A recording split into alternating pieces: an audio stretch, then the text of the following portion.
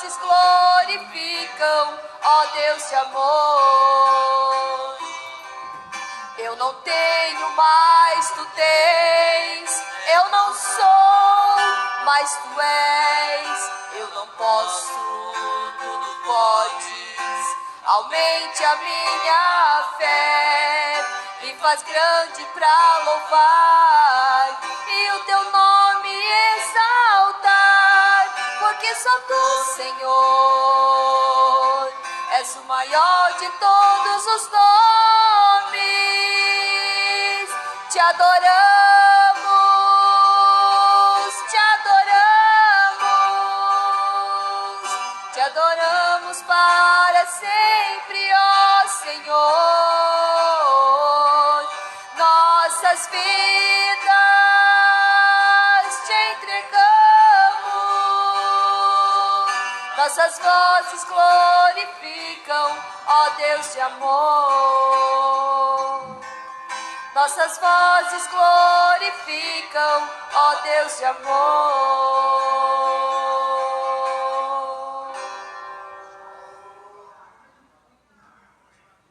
Glória a Jesus. Vamos estar de pé. Vamos receber o presbítero irmão Jefferson, que estará com liberdade ministrando a palavra de Deus aos nossos corações nessa noite.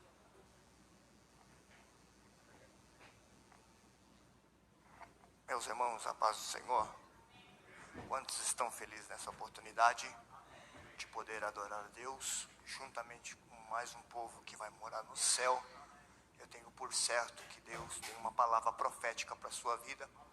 E antes de nós ministrarmos uma palavra de Deus, eu quero aqui externar o meu agradecimento, primeiramente a Deus por essa oportunidade, segundo ao pastor Gilmar, que foi a ponte, Deus abençoe, ao pastor presidente dessa igreja, Deus te abençoe, a todos os obreiros que aqui me ladeiam, que o bom Deus possa te abençoar, não muito menos, mas muito importante em minha vida, minha esposa, que tem a oportunidade de hoje estar me acompanhando, meu filho, presbítero Israel Cane, que foi a ponte para nós chegarmos aqui, que o bom Deus possa te abençoar.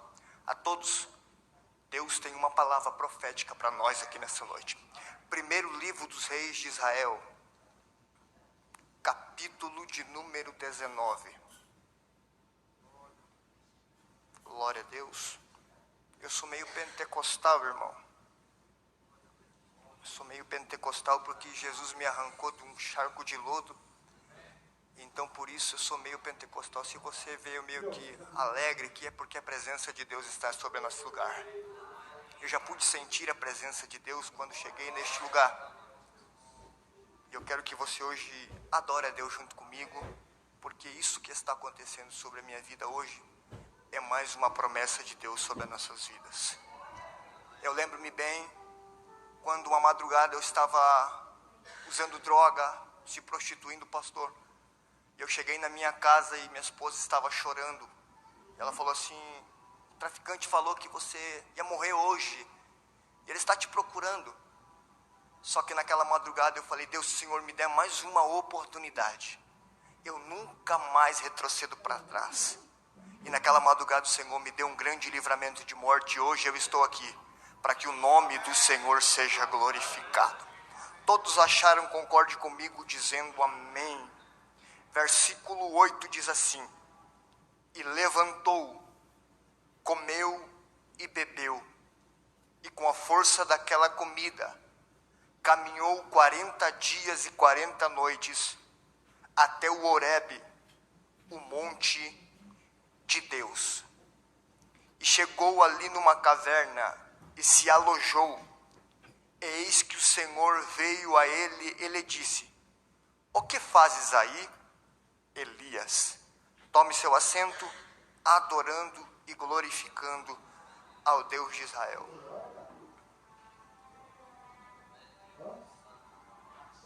Meus irmãos, com base no texto que nós tomamos por base nesta oportunidade, eu quero pregar uma mensagem subordinada ao tema: uma crise na vida de Elias.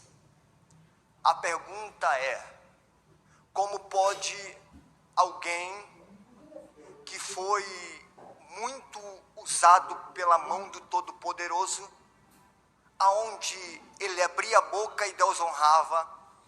Como pode alguém do naipe de Elias entrar em um processo de crise? Mas eu quero dizer para você que a crise, ela não está ausente de nós passarmos em nossas vidas. Nós vamos olhar para o texto de 1 Reis, capítulo de número 19.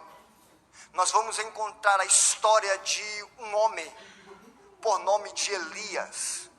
O nome Elias significa Javé é Deus, ou Jeová é o meu Deus. Nós sabemos bem que o povo de Israel agora está vivendo um momento complicado, um momento difícil, aonde está governando alguns líderes que estão fora da direção de Deus. Você sabe bem que Jezabel e Acabe estão governando sobre Israel. A Bíblia vai dizer que antes de Jezabel e Acabe, o pai de Acabe era o rei que governara. Ele vai até as cidades circunvizinhas e faz uma aliança para que não viesse a haver uma guerra diante do povo. E numa dessas alianças, ele vai fazer aliança com o pai desta mulher por nome de Jezabel. Você sabe bem, e a história diz, e a Bíblia diz, que Jezabel era sacerdotisa, uma mulher idólatra, uma mulher que adorava deuses que não fazia nada, o Deus da fertilidade e muitos outros deuses. A Bíblia vai dizer que agora Deus está olhando para tudo aquilo, porque a Bíblia enfatiza que Acabe consegue se tornar pior que o seu pai, em um governo onde Deus tinha alguma promessa sobre o povo. A Bíblia diz que Deus olha dos céus, agora começa a olhar para a terra, e começa a procurar alguém que tivesse coragem, que tivesse vontade de se levantar. Mas até em momento certo, ninguém tinha se disponibilizado, porque estava com medo, ou até mesmo não tinha a oportunidade. Mas no capítulo de número 17, a Bíblia vai dizer que aparece Elias com uma palavra profética, e a palavra é essa: não haverá chuva, nem orvalho sobre a terra, segundo a minha palavra. O mais interessante é que agora a Bíblia diz que Deus se levanta dos céus e olha para a terra e diz assim: achei alguém com coragem, achei alguém que não vai temer ao homem e nem muito menos a morte. Eu vou honrar a palavra deste homem. A Bíblia diz que Deus fecha o céu, não caiu uma gota de água, 3 anos e meio não chove. Sabe o que eu quero dizer? É que quando você se levanta diante da presença daquele que te chamou, ele vai se responsabilizar em cumprir toda a sua palavra sobre a sua vida. Eu vim aqui profetizar. Deus manda eu profetizar hoje sobre a tua vida, que na sua casa não haverá morte, na sua família não haverá perdição, na sua família ninguém vai ficar esquecido, mas Deus se levantará e olhará para a sua casa com um olhar de misericórdia, dizendo: ali tem alguém que tem coragem. Eu vou levantar com poder e graça, porque eu sou Deus que tenho um projeto. Isso que a Bíblia diz. Deus fecha os céus, começa algumas coisas a acontecer. Jezabel e Acabe agora ficam revoltados e tentam, planejam, fazem de tudo, reuniões para tentar parar este homem. Porque até então eles estão adorando um Deus chamado Deus da fertilidade, da chuva. E agora aparece este homem, abre a boca, fecha o céu e não chove. Sabe o que eu vim aqui dizer para você? É que às vezes você vai abrir a boca, Deus vai se levantar, vai fechar o céu, e o diabo vai ficar fazendo assim: eu tenho que dar um jeito de parar ele. Mas quando você tem um Deus poderoso sobre a tua vida, não tem ferramenta do diabo que possa te parar. Eu vim aqui hoje como boca de Deus para dizer para você que aquilo que você está buscando, clamando, Deus vai fazer acontecer sobre a tua casa. Quem sabe você está dizendo, na minha casa está vivendo um momento difícil. Eu vim aqui dizer para você, abra a boca para profetizar na tua família. Se levanta no meio da tua casa e diz, aqui na minha casa o diabo não reina, porque quem vai governar aqui é o Deus de Israel. Eu vim aqui profetizar. Se você recebe isso, levante a mão comigo. Deus vai cumprir o propósito dele sobre a sua vida. Aleluia. Agora a Bíblia diz que Deus vai cuidar de Elias. Deus dá uma ordem a Elias, dizendo, Elias, foge, vai para o Querite, que lá eu já tenho ordenado alguém para te cuidar. Sabe o que eu aprendo, obreiros? É que quando Deus vocaciona alguém, Ele cuida. Quando Deus tem um propósito, um projeto na vida de alguém, Ele conduz na direção que Ele tem. E eu quero dizer algo para você aqui. Quem sabe você está dizendo assim, na minha vida eu já não acredito mais no propósito de Deus. Eu vim aqui com uma palavra profética para você. Deus está te direcionando no propósito dele. Deus está te levantando e te guiando no propósito que Ele tem para a sua casa. Eu vim aqui hoje como boca de Deus para você dizer que Deus não te esqueceu. É que no meio desta tua crise Deus se levantará em teu favor para te abençoar. Eu vou entrar no tema que Deus me deu. Uma crise na vida de Elias. Olha só, irmão, como a crise ela anda com nós cristãos, com nós homens e mulheres de Deus. Não é porque a gente é crente pentecostal cheio da presença de Deus que não iremos passar por algumas crises diárias ou momentâneas ou uma fase. Eu preciso que você entenda isso. É que às vezes Deus permite que a crise chegue para Ele lapidar o teu caráter, te colocar, direcionar você no propósito que Ele tem para a sua vida. Aqui Elias está agora entrando num ato melhor do seu ministério. A Bíblia diz que ele vai fazer um desafio diante dos profetas de Baal. Você conhece a história toda. Eu não quero perder tempo, porque eu tenho algo de Deus para a sua vida aqui. Ele se reúne diante dos profetas de Baal, lança um desafio dizendo que o Deus que responder com fogo, este era o Deus de Israel. Isso que a Bíblia diz. Os profetas de Baal olham para ele e falam, tá certo, vamos lá. Elias sobe para o monte aonde Deus já havia falado com Moisés, aonde Deus tinha feito algo interessante, falado com Moisés, dado a direção a Moisés. Entenda, Elias pega o altar, prepara o altar de Israel com tanto carinho. Ele tira a sujeira, tira a impureza, faz uma limpeza geral, porque ele sabia que Deus manifestaria a glória naquele lugar. Agora a Bíblia diz que após tudo isso, após Elias preparar o altar, reformar o altar, ele dá ordem, ore ao Deus de vocês, que eu vou esperar vocês orar, e depois eu vou orar ao Deus de Israel. A Bíblia diz que eles começam a orar, começam a se cortar, começam a fazer todo tipo de movimento e nada acontece. Elias se enche de autoridade e fala assim, será que o Deus de vocês não está dormindo? Ou até mesmo viajou? Ou até mesmo está em outro estado, esqueceu vocês? Liga para eles. E nada acontece. Elias fala, agora é minha vez. Permita-me descer, pastor, porque eu sou pentecostal, irmão.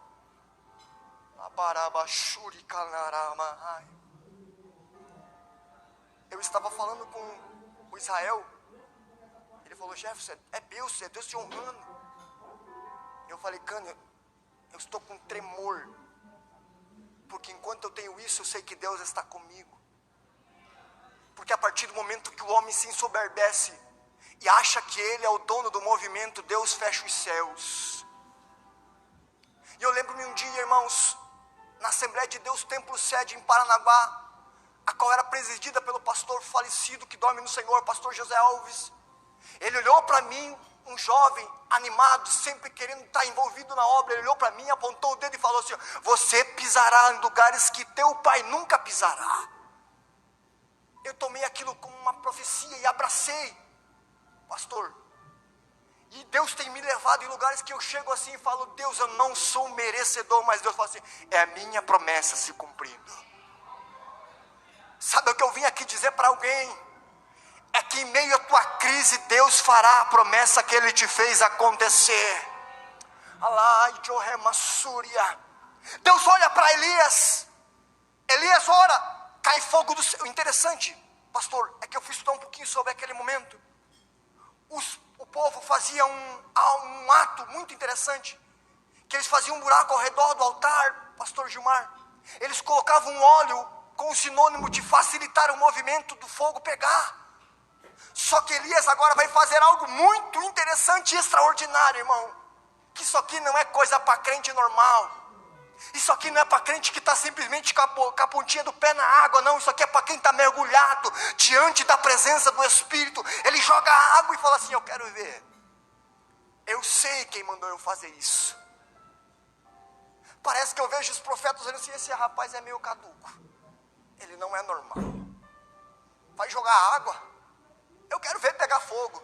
A Bíblia diz que cai fogo do céu, consome o holocausto, lambe a água que estava sobre o rego, e o nome do Senhor é glorificado.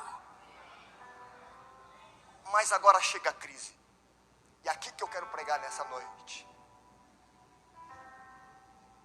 Irmão, isso que eu vou pregar para você não é uma historinha da carochinha, e nem uma mensagem que veio para te emocionar, muito menos para levantar o seu ego. É algo que eu já vivi e vivo. A minha esposa é testemunha quantas frustrações eu tive em ministerial e falei: agora acabou. Mas só que em todas Deus esteve me guardando. Teve momentos, irmãos, que Deus me provou de um jeito que eu achei assim: aqui deu para mim, final, acabou. Porque eu achava que, por eu estar orando, buscando, clamando, estudando, as coisas aconteceriam da noite para o dia.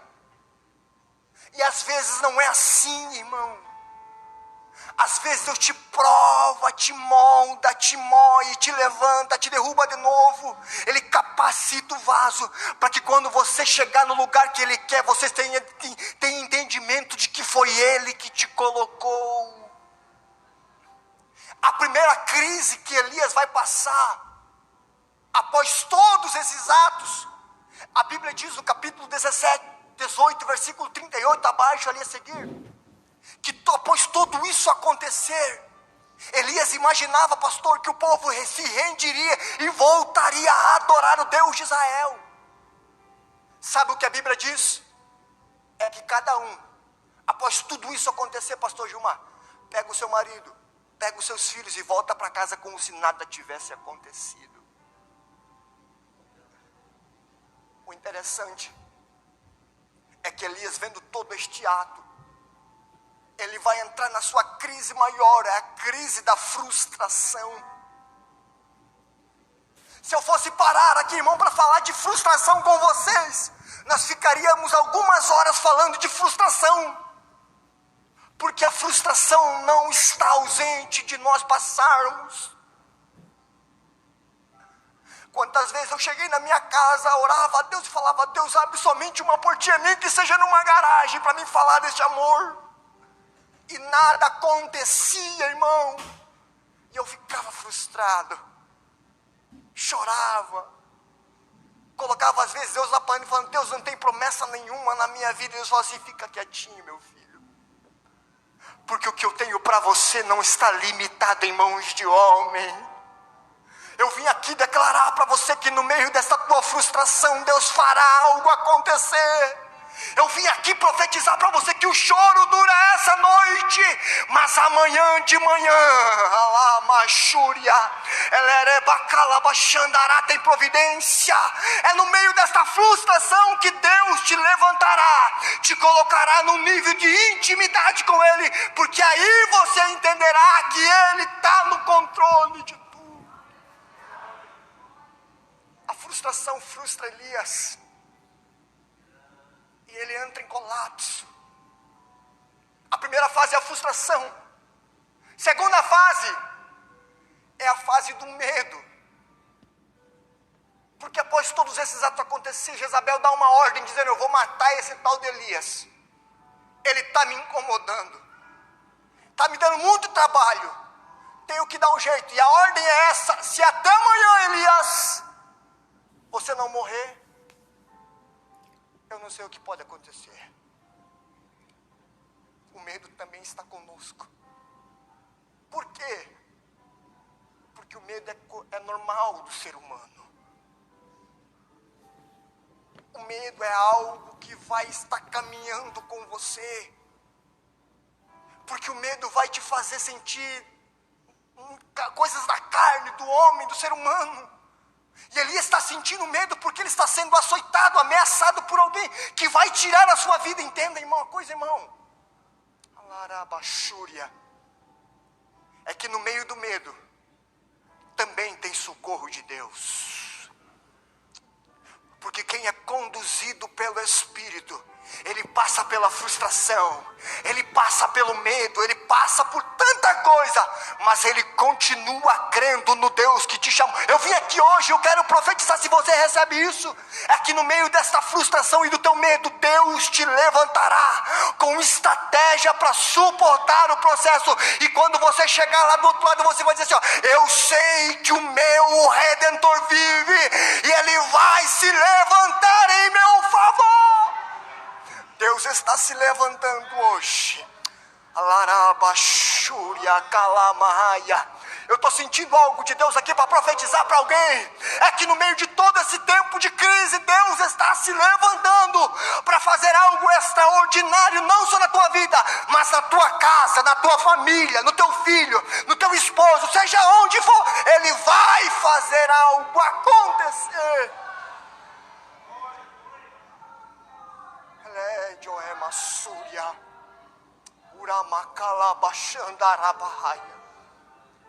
Terceira fase, eu finalizo. É a fase de desanimar e pedir a morte. Porque há uma diferença em frustrar e ter desânimo. Além de ele passar pela frustração, pelo medo, agora ele vai desanimar e vai pedir para Deus matar ele. Sabe por quê? É porque na visão de Elias era o final de tudo. Ele vai encher a sua boca e vai dizer: só restou eu. Irmão, quando o ser humano acha que só tem ele, Deus mostra que tem gente sendo cuidada da vida de profetas. Um dia eu disse: Deus, eu não aguento mais, eu vou desistir, vou desanimar, vou parar. Deus olhou do céu e falou assim: se você parar, eu levanto outro. Se você desistir, eu continuo sendo Deus e levantarei outro. Sabe o que eu quero dizer? É que em todo este momento, Deus está te cuidando. Eu estou recebendo algo de Deus aqui nessa oportunidade para profetizar para alguém que recebe isso. É que até hoje a tua vida foi uma vida de muita prova, muita dificuldade, muita crise. Mas hoje Deus desceu aqui para dizer: é que em tudo isso eu estou te ensinando, te preparando, te capacitando para te levantar na hora exata. Eu estou dizendo que o choro foi essa noite, amanhã tem providência. Eu estou dizendo que a glória da segunda casa, ela será maior que a da primeira. Olha, irmão, um dia, não muito distante, eu fui congregar no Templo Sede, que a gente mudou de casa. E o Cani foi uma das pessoas que me estendeu a mão, mesmo sem me conhecer, pastor. Simplesmente de oi, paz do Senhor, e está tudo bem. E dentro de mim eu estava vivendo uma crise, pastor Gilmar. De vontade de parar, de desistir, de chorar e querer largar tudo. Simplesmente ser mais um em meio à multidão. Só que dentro de mim sempre queimou e sempre vai queimar algo pela vontade e pela obra de Deus. Eu não preciso, irmão, de muita coisa para falar de Jesus, não. Eu só preciso de um Pai do Senhor, tudo bem. Vamos tomar um café que é o suficiente, eu já entro falando de Jesus. A minha esposa às vezes fica até meio chateada comigo, porque às vezes eu vou viajar em outra cidade, pastor, para pregar para 10 pessoas e volto de lá crente. Ela fala assim, e aí meu filho, como é que foi? Foi uma bênção. E ela olha para mim assim, tá bom, já entendi tudo. É porque, irmão, eu nunca vou por empecilho para falar desse Jesus. Porque eu sei da onde Jesus me tirou. Eu quero profetizar algo para alguém aqui nessa noite que está vivendo este tempo de crise. Você está vivendo este momento de desilusão, de tristeza, de amargura. Você até vem para o culto, mas vem só simplesmente para o pastor não olhar, não te ligar. Meu filho, não vi você no culto. Só que eu vim aqui dizer algo para você hoje. Hoje você veio para este culto, mas com um propósito. E o propósito de Deus para a tua vida é: eu vou mudar essa situação. Eu irei abrir porta onde não existe parede. Eu irei fazer algo extraordinário só para mostrar que eu não dependo de momento, mas eu faço a minha vontade acontecer na sua vida. Eu quero que você fique de pé. O pastor Cláudio Caetano sempre diz para mim, para nós pregadores, que quem fala pouco, volta sempre. Eu quero voltar mais vezes, se assim Deus permitir. Mas eu quero orar por alguém aqui nessa noite. Eu quero orar por alguém aqui nessa noite, irmão. O meu coração queima porque Deus está dizendo que tem gente que veio neste culto, que a crise já chegou na vida dele e está há um tempo nesta crise. Parece que essa crise nunca acaba. Mas hoje eu vim aqui como boca de Deus e profeta para profetizar que o tempo de crise chegou ao fim. E eu quero orar por alguém aqui nessa noite que disse: Deus, fala comigo. Deus está falando com você aqui. Oh glória, eu estou recebendo algo de Deus aqui. Deus manda eu dizer para alguém aqui: você pediu para Ele falar com você nessa noite. Ele está falando: vem aqui, eu quero orar por você. Eu vim aqui profetizar que nesta meio de crise Deus abrirá uma porta de escape. Eu quero orar pela sua vida. Você que ouviu essa palavra e Deus falou com você. Isaías disse: a minha palavra nunca voltaria vazia, mas ela faria aquilo que o apraz. Eu quero orar por você. Isso. Eu vi muitas lágrimas aqui neste lugar. O Cani me conhece, sabe que eu sou meio pentecostal. Mas tem momentos que Deus não quer só movimentar no movimento, mas às vezes Ele quer falar face a face conosco. Alarabachúria. Já estou ouvindo línguas estranhas aqui porque Deus está falando.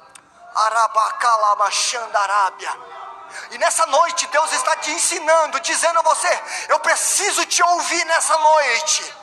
Eu não quero simplesmente que você venha para frente, mas eu quero falar com você face a face. Eriamaia kama jeri ashuria halabaraséria. Urabacamandaia séria. Eu vejo Deus descendo em corações aqui que estão em crise. Mas Deus manda dizer: no meio desta crise, eu estou sacudindo, estou tirando embaraço e estou abrindo uma porta de escape. Isso, vai. Enquanto eu não ouvir você adorar, eu não vou orar, irmão. O salmista disse: abre bem a tua boca, que eu te encherei. Dessa noite Deus quer te encher. mas não através de movimento, Ele quer te ouvir. Remaia Xéria, Alabaia, Camandéria, Machúria. Eu vou profetizar porque Deus mandou. E eu quero falar algo para você, minha irmã. Olhe para mim por bondade, olhe para mim. Emerente o idaraço e aqueléria. O Deus que me chamou manda eu te dizer: no meio da tua crise, eu tenho falado contigo. Só que o embaraço, os momentos de indecisões te causam uma grande pensamento. Será? Como farei? Deus manda dizer: fica tranquila. No meio do monte eu te dou estratégia para você suportar. Deus manda dizer hoje: a partir de hoje eu ponho um ponto final na frustração e digo para ti: se prepara, porque eu já tenho trilhado um caminho de conquista. Muitas promessas foram borradas pelo homem, mas hoje eu pego pela tua mão e digo: você chegará na promessa que eu tenho para realizar sobre a tua vida, diz o Senhor para ti. Eu quero orar. Eu quero orar. Nakawa Sandaramaya. Lemanjoria Kamanamachúria. Tem gente que está dizendo: Deus, até quando? Deus manda dizer: até hoje só.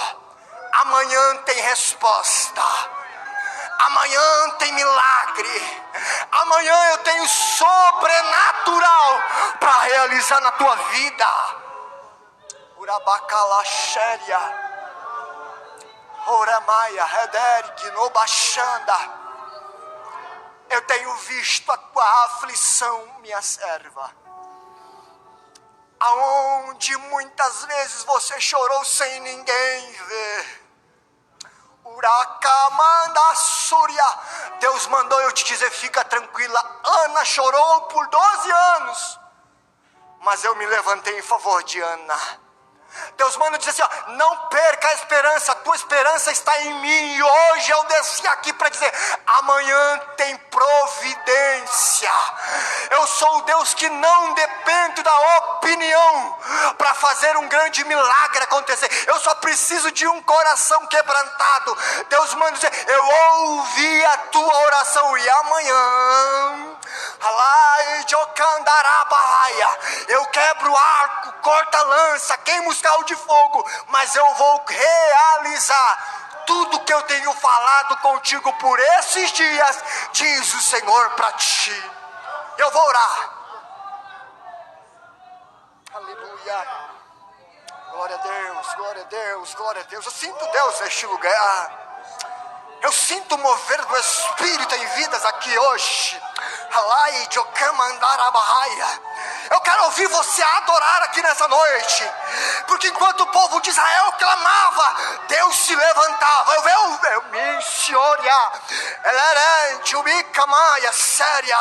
Deus está trabalhando em favor de gente aqui hoje. Deus, eu preguei a tua palavra, Senhor, que não seja simplesmente um momento, mas que o Senhor possa realizar algo extraordinário.